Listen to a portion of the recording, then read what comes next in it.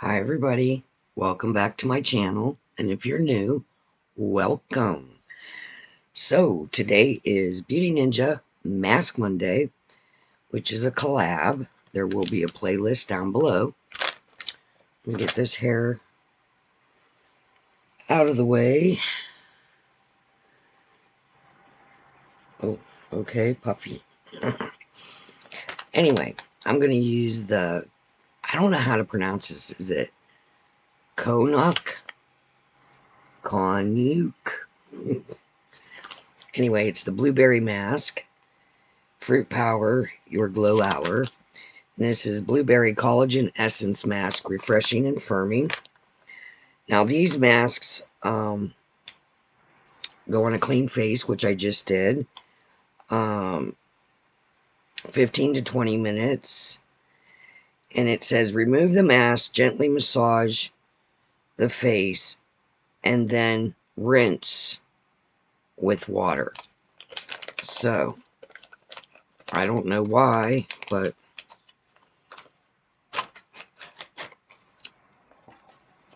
I will say maybe it's because there's actual fruit in here. I'm not sure. It says extract, fruit extract. Blackberry, aloe extract. So it does get sticky. I will say that if you don't rinse it off, you feel sticky. Anyway, these are so cute. They have the little blueberries. I don't save the essences from these, even though they're soaking wet, because of the stickiness. And it smells like, like if you would put blueberries into a blender. That's what it smells like. Not real strong, but like fresh blueberries. Alright, let's see.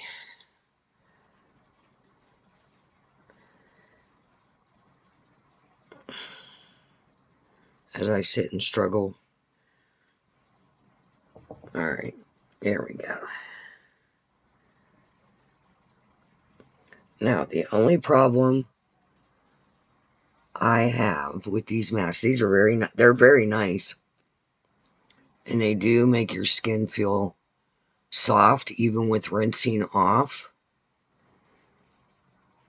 And I leave them on for a little bit longer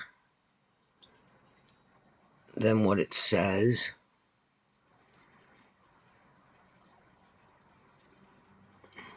Cute.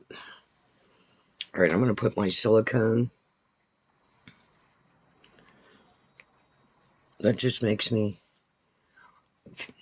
feel more secure.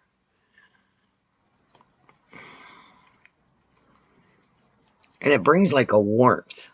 I don't know if it does that for you, if you have one of these. But it brings like a warmth. See, I wish the eye holes were just a little bit bigger, because I don't want it dripping in my eye.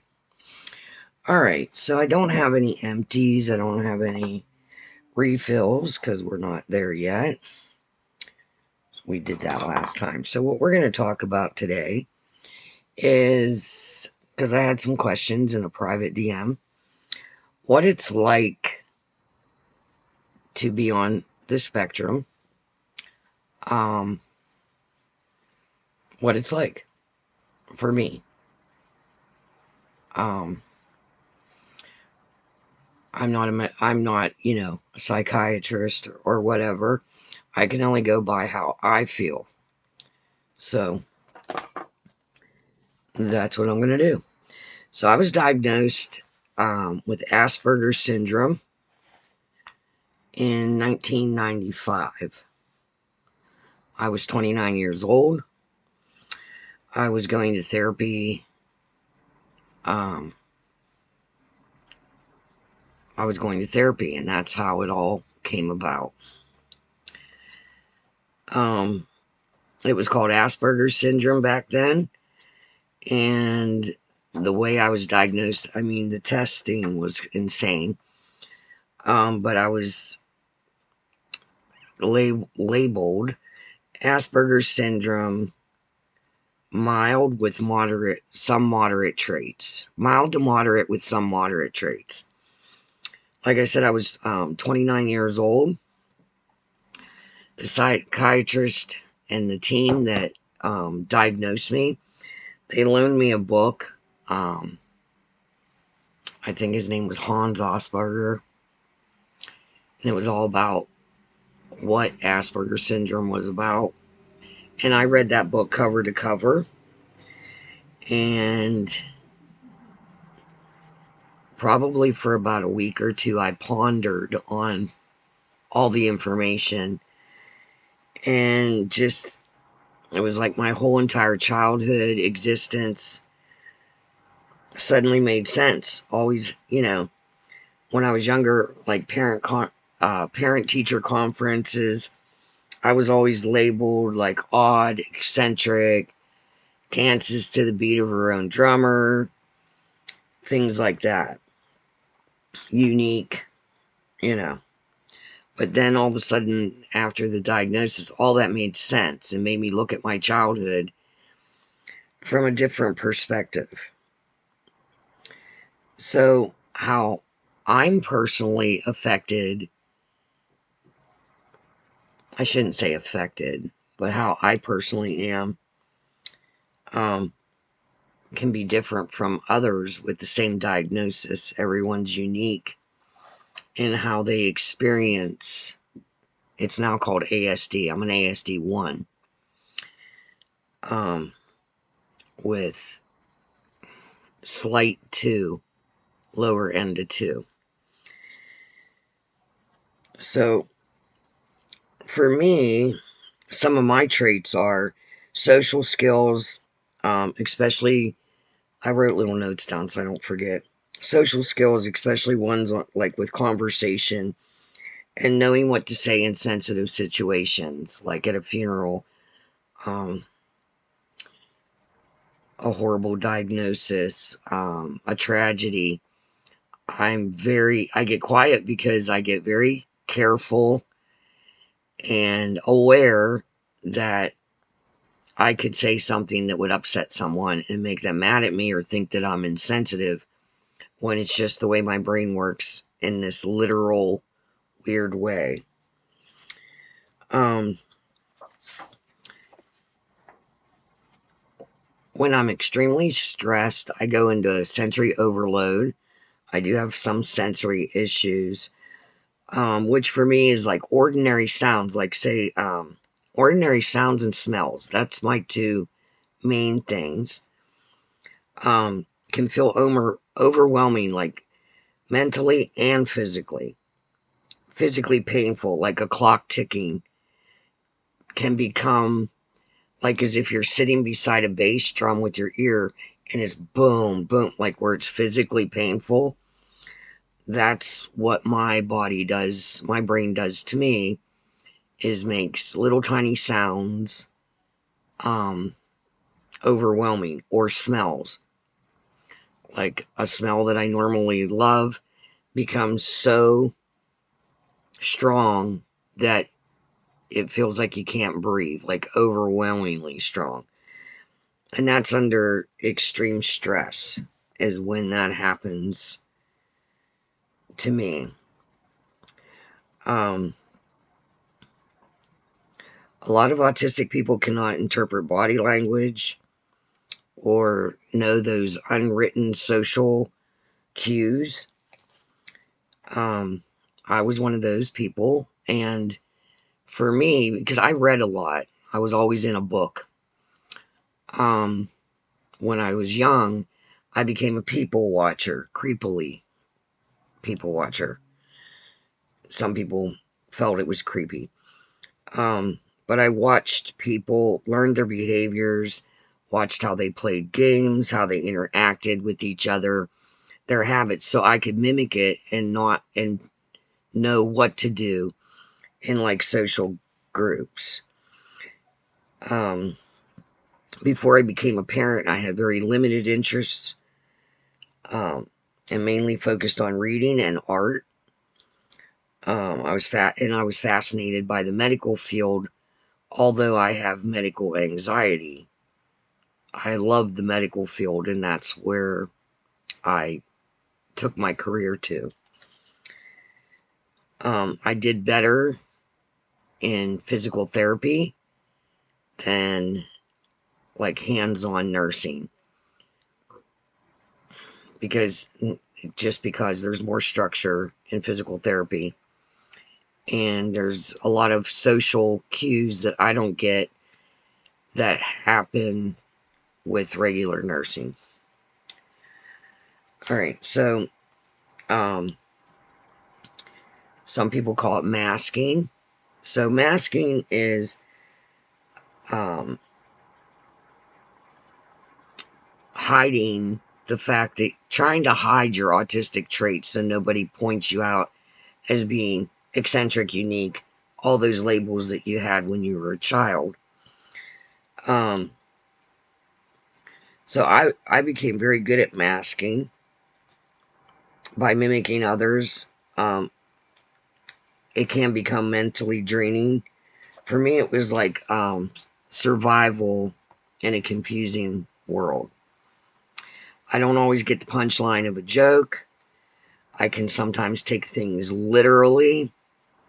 Sometimes during confrontation, I can't speak or think clearly, which usually will end up with me becoming very quiet, or avoiding the situation, social circle, whatever, wherever the confrontation happened. I will tend to avoid going there, exposing myself to it because I don't know what to say. Sometimes I can't defend myself, other times I can. It just depends. Um, a lot of times, autism is described as someone who doesn't have empathy or feelings. In my experience, I feel energy deeply. And what I mean by that, if I walk into a room where everyone is upset or tense, I feel it within seconds. It can sometimes set my sensory off and I can become tense. It's like I feel their sadness, their anger, or whatever's going on in the room. Sometimes I feel it too much and it becomes overwhelming. And that even includes if the room is happy, overjoyed, laughing, carrying on. Um,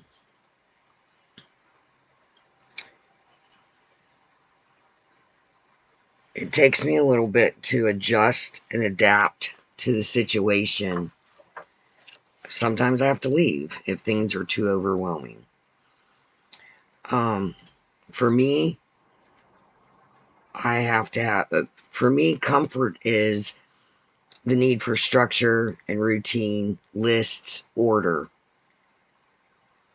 Like, I need routine, I need structure. I make to do lists and steps. Like, if I'm going to do this first, second, third. Um, I love rules because for me, it's a form of structure.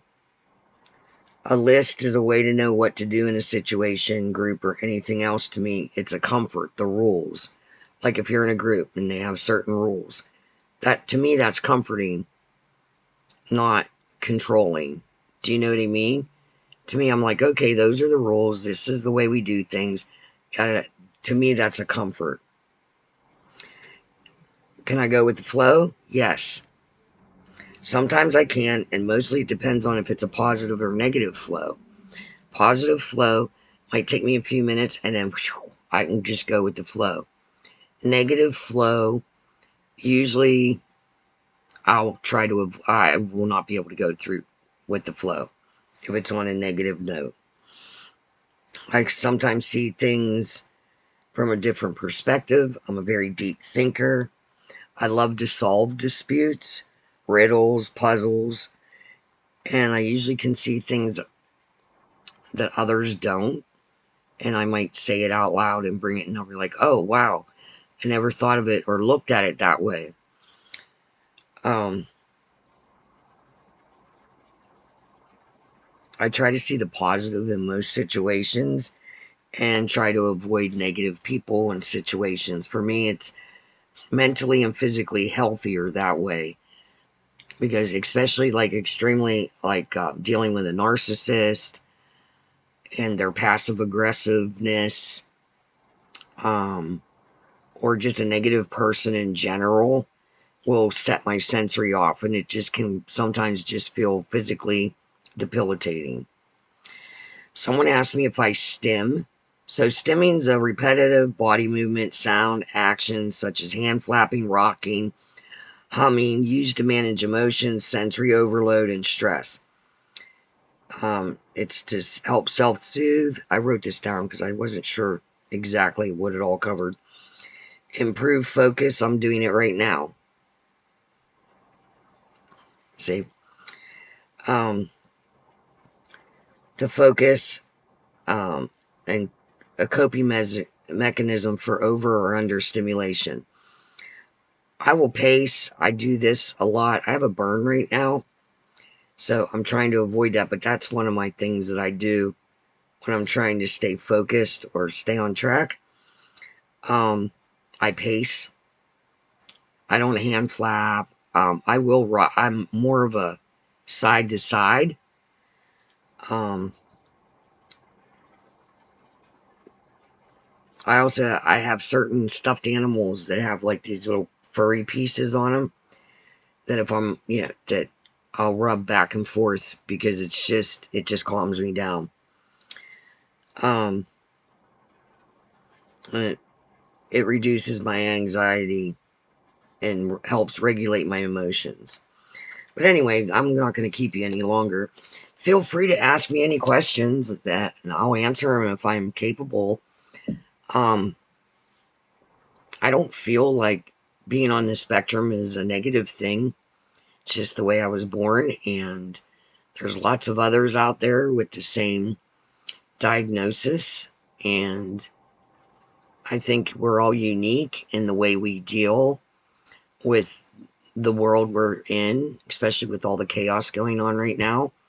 Sometimes it can be a little overwhelming. For me, I just turn off the news. I do not watch it anymore.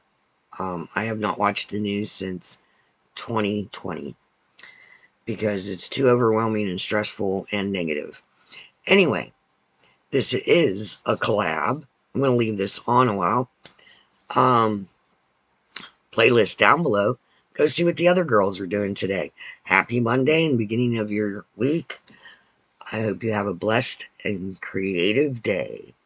Bye.